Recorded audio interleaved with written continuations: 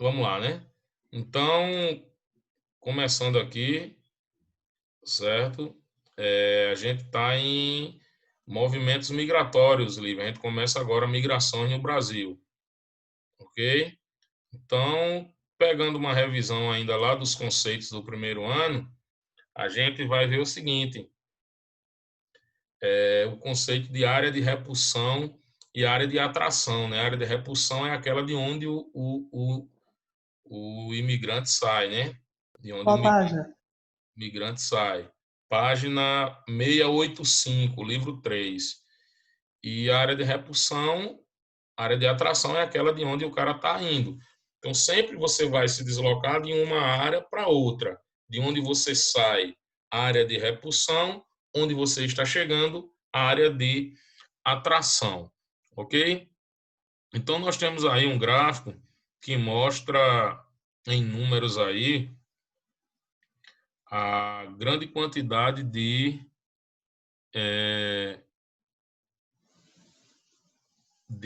pessoas que migraram dentro do espaço brasileiro, e isso em dados do IBGE, nos anos de 2004 a 2009, ele mostra a migração mais recente, né? Os estados que estão em cor verde são os estados que receberam mais gente do que saíram. Para pegar um destaque aí, o estado da Paraíba, certo? Nós tivemos um saldo de pouco mais de 3.300 pessoas que a mais, né, em relação ao que saíram, né? Não é que não saiu ninguém, não, saiu. Isso é o saldo, o chamado saldo migratório. Você pega a quantidade de gente que sai e a quantidade de gente que chegou e faz esse saldo aí. Os que estão em verde é que tiveram saldo positivo, ou seja, chegou mais gente do que saiu. Os que têm cor aí amarela aí, alaranjada aí, são os estados de onde saiu mais gente do que chegou, né? Ok? Então, isso é uma observação moderna. Porque o que a gente tem que observar é que, do ponto de vista histórico, alguns estados eles foram praticamente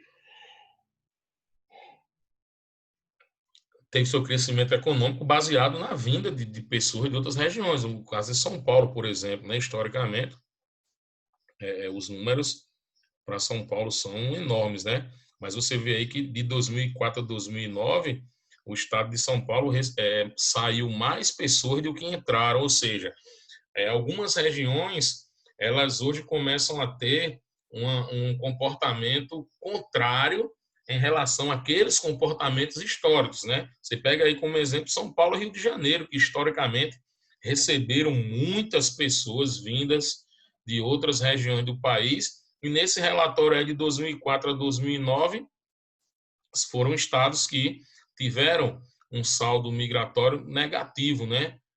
São Paulo, pouco mais de 50 mil pessoas, e Rio de Janeiro, em torno aí dos 24, São Paulo, em torno de 53. Então, você tem aí um saldo negativo nessa, nesse saldo migratório nesses estados, né? E aí, é, é, essa página nos chama a atenção para dizer que as migrações elas estão em queda. Agora, claro que elas estão em queda. Por quê? Porque o nosso crescimento urbano, principalmente, a gente viu urbanização lá atrás, ele é um crescimento que hoje está muito mais lento do que aquele crescimento que foi nos anos 70, 60, 70 e 80, que foram períodos em que as migrações internas, principalmente do norte, do nordeste, para sul, sudeste e Brasília, foram muito intensos, certo? Então, se você pega dados desses anos onde o crescimento econômico nosso ele foi mais acelerado, ele foi muito rápido, né, nas décadas de 60, 70 e 80, e onde a urbanização acompanha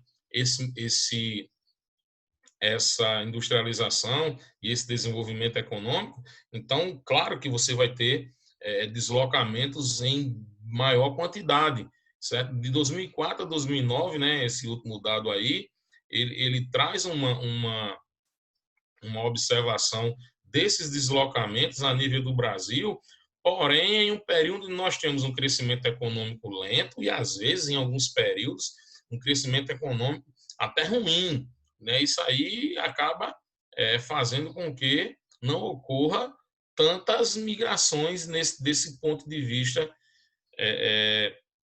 de oportunidade de trabalho, de geração de emprego e renda, né? Começa a ter uma certa estabilidade nesses movimentos, né?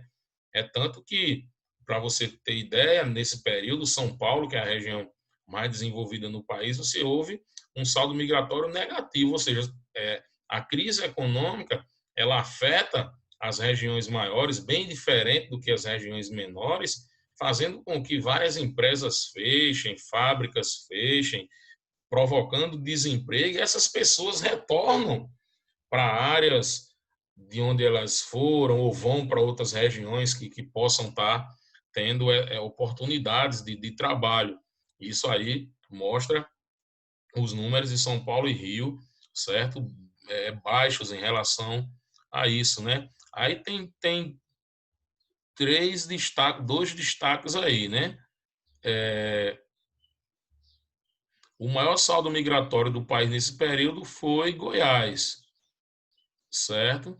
Em torno de 130 mil pessoas, certo? A mais no estado. Então, isso aí mostra que esse estado, nesse período, teve um certo crescimento econômico, se tratando de Goiás, vai estar ligado principalmente ao agronegócio, e que atraiu pessoas de outros estados e principalmente aí de São Paulo, aí, que é um estado vizinho, bem próximo. Essas áreas do interior de São Paulo são áreas muito fortes na agropecuária e gerando problemas, pode ter sido o fator de que levou muita gente ao estado de Goiás.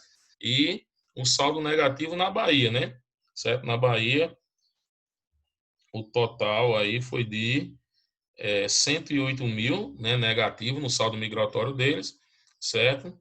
E também vai estar diretamente ligado a fatores dessa crise, certo? Que o Brasil teve, principalmente a partir de 2008. Ok? Então, dados para a gente entender como essas questões elas mudam ao longo do tempo, mudam o comportamento das migrações a partir do comportamento econômico do país, ok? Ou seja, não tem como observar esses deslocamentos sem fazer uma observação do desenvolvimento econômico e do momento econômico em que o país vive, ok? Passando a página, indo lá para 686, a gente vai para as principais áreas de atração populacional no Brasil. Então, essas áreas de atração populacional, elas vão ter também um comportamento diferente dentro do processo histórico. Viu quando vocês estudaram os ciclos econômicos do Brasil, certo? E a gente observa, por exemplo, que durante o ciclo da borracha na região amazônica, houve uma atração de trabalhadores de outras regiões. Por quê? Porque você tem ali o desenvolvimento de uma atividade econômica que requer uma determinada quantidade de mão de obra. Então, nesse caso, nós temos também momentos históricos de áreas de atração. Então, nós temos o ciclo da mineração no estado de Minas Gerais, principalmente. Nós temos o ciclo da borracha na região amazônica. Nós tivemos o ciclo econômico do café, certo, no Sudeste. Então, todas essas atividades econômicas, elas acabaram atraindo uma certa quantidade de trabalhadores para exercer atividades nesses setores. Então, essas áreas de atração, elas não estão só ligadas a áreas mais modernas, a áreas mais de desenvolvimento urbano e econômico mais atual, da segunda metade do século XX para cá, não. Você faz uma observação desses momentos históricos que houve um determinado crescimento econômico ou surgimento de uma atividade econômica em uma determinada área. Isso também acaba fazendo isso. Aí de lado aí você tem aí, ó, fluxos observando dos anos 60 que aí você tem uma área de atração que é o Sudeste pelo crescimento econômico, aí sim você sai lá dessas tendências econômicas lá dos ciclos, você começa a observar que entre 80 e 90 você já tem uma certa migração do Nordeste para a região Norte, que é quando se começa a se desenvolver algumas cidades da região Norte, em especial Manaus, no Amazonas, e quando você vem para os anos atuais, você começa a ter outras áreas atraindo pessoas, a região centro-oeste do Brasil, a região norte do Brasil também. Ou seja, basta você observar o desenvolvimento econômico do Brasil, que começa no sul e no sudeste, depois sobe para a região nordeste e vai, por último, para a região norte, e você observa que o comportamento das migrações obedece esse desenvolvimento econômico, certo? Antes era de todas as áreas do país para o sul e o sudeste. Depois você começa a ter principalmente do nordeste para o sul e para o sudeste. E agora você vê, até nesse próprio relatório que a gente viu, pessoas vindo dessas regiões para cá, para o norte, para cá, para o nordeste, para a região centro-oeste. São Paulo e Rio começa a ter uma parcela de sua população vindo para essas regiões, ou seja, começa a se inverter o movimento. Professor, mas até que ponto isso vai acontecer? Vai começar a vir todo mundo para as bandas de cá? Não, tem que observar o seguinte, depende do comportamento econômico. Então, nós estamos em uma região, o Nordeste, a região Norte também, certo? E o próprio Centro-Oeste, que começa a descentralizar a indústria, começa a descentralizar o comércio de São Paulo e Rio. Essas regiões que eu citei começam a ter um certo desenvolvimento da indústria, começa a crescer o agronegócio, começa a ter um surgimento de um comércio mais forte, mais sólido. E isso, certo, coincide com alguns problemas de ordem econômica nos estados maiores, São Paulo, Minas, Rio, estados da região sul, e isso faz com que alguns trabalhadores busquem, certo, essas oportunidades nessas regiões em que estão se desenvolvendo tais atividades. Ou seja, o comportamento das migrações ela obedece à questão econômica. A gente costuma dizer na geografia que as migrações elas simplesmente são uma redistribuição da força de trabalho. Anotem isso, armazenem isso. Redistribuição da força de trabalho. O que seria isso, Daniel? Seria o seguinte, eu tenho uma área onde eu tenho muitos trabalhadores e começa a faltar emprego para esses trabalhadores. E eu tenho uma área que começa a desenvolver atividades econômicas, a atividade econômica começa a crescer e surgem oportunidades. Então, essa massa de trabalhadores que está excedente em uma determinada região se desloca para essa região onde você tem déficit de mão de obra, ou seja, ocorre uma redistribuição espacial da força de trabalho, ok? Beleza? E aí você tem um mapa aí da migração mais moderna, né, de 2010, né, mostrando que essas áreas, algumas áreas do Nordeste, mais áreas do Norte e do Centro-Oeste, sendo áreas que estão atraindo, certo, muito o, o, os trabalhadores excedentes lá do Sudeste, ok? Então vamos à frente aí fazer uma discussão agora sobre as correntes de imigração para o Brasil, né? As grandes correntes de imigrações externas do Brasil. O que seria isso? Os povos que historicamente, em boa parte, se deslocaram para o Brasil. Tecnicamente, nós temos em quantidade, né? Vou colocar aqui para vocês aqui um esqueminha aqui, certo? Aqui no chat. Deixa eu colocar aqui para vocês memorizarem. P-I-E-J-A. Certo?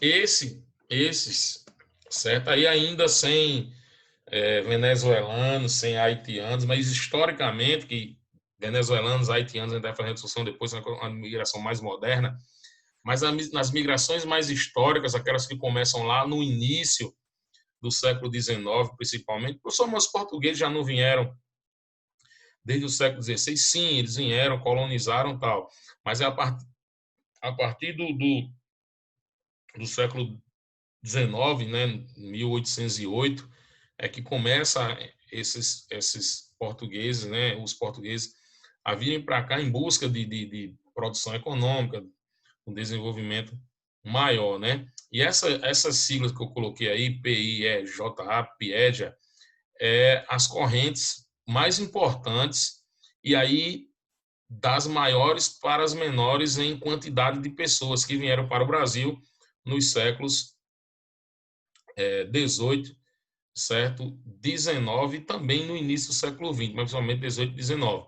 Então aí eu tenho portugueses, italianos, espanhóis, japoneses e alemães.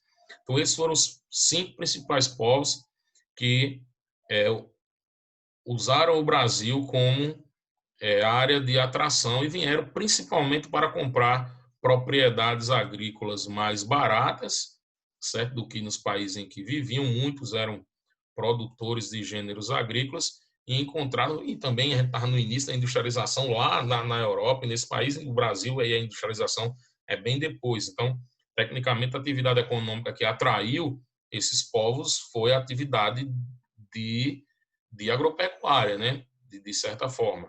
Então, a gente tem aí um contexto histórico, né, passando por 1808, né, portugueses açorianos, né, das ilhas de Açores, se fixam no Rio Grande do Sul, fundando a cidade de Porto Alegre, né? A cidade de Porto Alegre ela foi fundada por portugueses da região dos Açores, né, das ilhas açorianas, ok? 1818, fixação de suíços alemães na região do Rio de Janeiro, onde fundaram a cidade de Nova Friburgo, certo? E aí você vai passando pela chegada de outros povos, né? 1850, certo? Na verdade, aí coloca dois momentos que são interessantes. Quando o Brasil ele proíbe o tráfico negreiro, certo? Quando o Brasil passa a começar aos poucos, acabar com o sistema de escravidão, né? Coincide com essa vinda de trabalhadores e pessoas desses outros países, certo? Porque começa a surgir a oportunidade para isso, ok? Mas aí, como eu falei, né, o texto ele mostra esse processo histórico a partir de 1530, certo? Que é quando começa realmente a entrada de portugueses no Brasil, em todo o país, que é quando realmente o Brasil vira colônia, ok? E aí a chegada de alemães e italianos, principalmente na região sul do país, porque o clima parecido com o clima deles e a produção agrícola também, o que acaba ficando mais fácil para esses se fixarem, né? Tanto a questão climática quanto a questão de atividade agrícola, é aí que surge as regiões de Caxias do Sul, Bento Gonçalves, Garibaldi, certo? Em Santa Catarina, Criciúma, Nova Trento, Nova Veneza, são até cidades que têm o nome de cidades lá de onde os caras vieram, né? De Hamburgo, então Novo Hamburgo, Veneza, Nova Veneza, começa a surgir essas regiões. Ou seja, esses caras eles tiveram uma participação muito grande, certo, na produção agrícola no Brasil nesses períodos, porque eles vieram para comprar propriedades e trabalhar nessas propriedades, certo? E, inclusive, eles têm uma contribuição muito grande na formação do povo brasileiro, certo? Hoje, muita gente é descendente desses povos. Nós temos também uma arquitetura nessa região do Sudeste e do Sul, em algumas cidades muito voltadas para aquilo que você tem na Europa, certo? A contribuição cultural também muito forte, tanto nas vestimentas da região, como na culinária, principalmente. Então, você tem todo um processo de importância econômica e cultural que se colocou ao longo do tempo, mas também é importante observar que esses povos abriram caminho para o papel inverso, a grande quantidade de brasileiros e descendentes também, brasileiros descendentes desses povos e brasileiros não descendentes, abriram caminho para que lá nos anos 70 e 80, e já do século XX, né, do século passado, fossem para essas regiões. Então, você começa a ter um monte de brasileiro indo para a Alemanha, indo para a Itália, indo para Espanha, Portugal. Até hoje é muito grande o fluxo de brasileiros para Portugal, devido aos acordos feitos do Brasil e Portugal, ocorre uma certa facilitação para brasileiros irem para Portugal. Claro que a principal delas é a questão da língua, né? Tanto Espanha e Portugal acaba atraindo mais brasileiros, principalmente Portugal, mas existem acordos de imigração que facilita a ida de brasileiros para Portugal e para outros países de língua portuguesa. Existem acordos também entre Brasil e Moçambique, Brasil e Angola, Brasil e Guiné-Bissau, que facilita a ida de brasileiros para esses países e a vinda de pessoas, né, desses países para cá, né, para intercâmbio universitário, para trabalhar também no mercado formal. É muito comum isso, ok? Então, esses povos eles fundaram verdadeiras colônias no Brasil. É comum você encontrar colônias portuguesas em São Paulo, japonesas também. Em São Paulo é muito forte, né? Existem verdadeiros bairros que são caracterizados, certo, de todos os pontos de vista culturais, com a presença desses países, né? O exemplo, o bairro do Bexiga em São Paulo é muito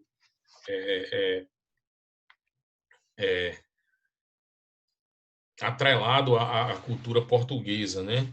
E aí os japoneses se fixaram em São Paulo e passando na próxima página, acaba tendo os lugares em que mais eles se fixaram. Vocês deem uma olhada, né? Principalmente São Paulo mesmo. E aí vocês vão passando e vão fazer essa leitura, claro, para a gente não ficar aqui muito tempo, até talvez falando algumas coisas repetitivas. A próxima página ela tem dados estatísticos, tem as principais regiões em que cada um desses povos se fixaram, né? Tem a tabela de imigração, aquela que eu falei, ó, portugueses, italianos, espanhóis, certo? Alemães e japoneses, num dado mais recente agora, até os alemães mais que os japoneses. Pouca coisa, mas um pouco mais. Ok? Então, assim, isso de 1820 a 1980. Então, essa observação de consequências é que vocês devem observar. Então, é isso que vai ser cobrado lá nos exercícios, que vai ser cobrado em prova e Enem, certo? As contribuições, então, tanto para o desenvolvimento econômico, quanto para o desenvolvimento cultural e a formação de algumas cidades, hoje, inclusive, cidades grandes, né? Que foram fundadas e cresceram com uma presença muito grande desses povos, ok? Agora nós vamos para duas migrações bem recentes, e que vem chamando a atenção, certo, na atualidade. Uma delas, inclusive, foi até tema do Enem. Possivelmente, depois eu vou falar com o professor Júnior, para que ele use essa redação, já que vocês vão discutir o tema agora, né? Que é a migração de haitianos, bolivianos e venezuelanos para o Brasil, certo? Que era para ter aqui também uma parte sobre os colombianos, mas aí eu falo sobre, não tem problema. Então vamos para a primeira delas, né? A Bolívia, certo? Ela acaba ficando muito próximo do Brasil, certo? Muito, claro, é vizinho, quer dizer, do polo principal, que é São Paulo. Então, os bolivianos, eles chegam mais fácil ao estado de São Paulo, certo? E aí o que é que acontece? Com o crescimento econômico que ocorreu no Brasil, principalmente na década de 2000, certo? Do final do governo de Fernando Henrique e os 8 anos lá do governo do Luiz Inácio, isso fez com que o Brasil se tornasse um polo de atração para povos da América Latina, certo? Aí você vai colocar a exceção, parte da América Central e o México, que o alvo desses povos é realmente os Estados Unidos, né? Mas alguns povos da América Central, Honduras e o Haiti, principalmente depois do terremoto, viu no Brasil a chance, né, da busca de melhores condições de vida, aqueles aspectos que é uma das principais causas da migração. E falando especificamente da Bolívia, muitos bolivianos viram na produção rural no interior de São Paulo a, a oportunidade de emprego. E hoje São Paulo é um estado que tem uma quantidade de bolivianos muito grande, certo? Muito grande mesmo, por causa do das ofertas que são maiores. Mas também tem uma coisa aí que é bem complicada, bem nefasta, é que muitos produtores rurais brasileiros, comerciantes, a indústria da confecção no interior de São Paulo, vê nessa mão de obra que vem da Colômbia e da Bolívia uma mão de obra mais barata. O real é muito mais forte que a moeda desses países. Então, os caras conseguiam, por exemplo, contratar bolivianos e colombianos para trabalhar por R$ 8 por dia, R$ 10 por dia, certo?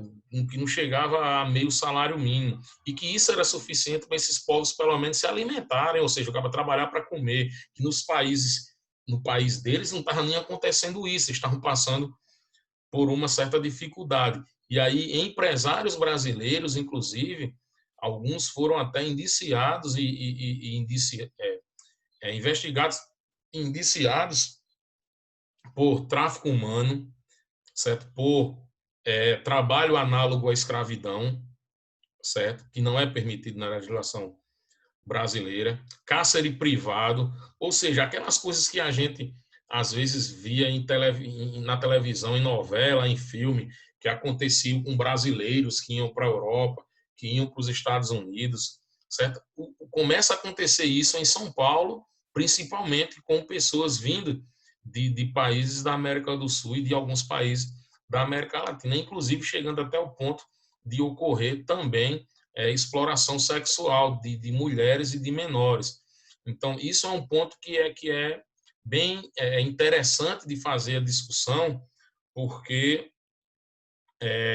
a gente vê a condição a qual esses povos se submetem. Professor, mas essas pessoas não estavam no Brasil ilegal? Sim, eles estão ilegal, mas isso não dá a condição de que eles passem por esses problemas, inclusive do ponto de vista até é, é, de crime contra a pessoa, crimes contra os direitos humanos, descumprimento de questões básicas de leis trabalhistas, né?